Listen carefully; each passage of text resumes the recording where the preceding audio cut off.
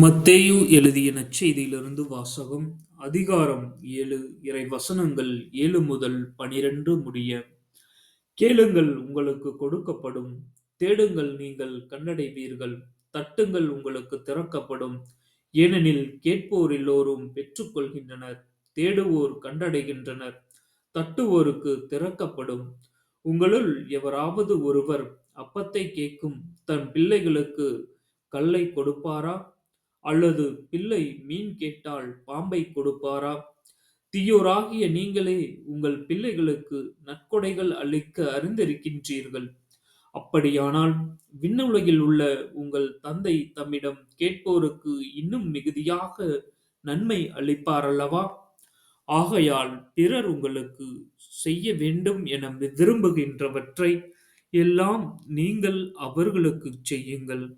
இறைவாக்கும் திருச்சட்டமும் கூறுவது இதுவே. ஆமென். விண்ணக தந்தையே, இந்த நாளை கொடுத்ததற்காக உமக்கு கோடான கோடி நன்றி கூறி ஆராதிக்கின்றோம்.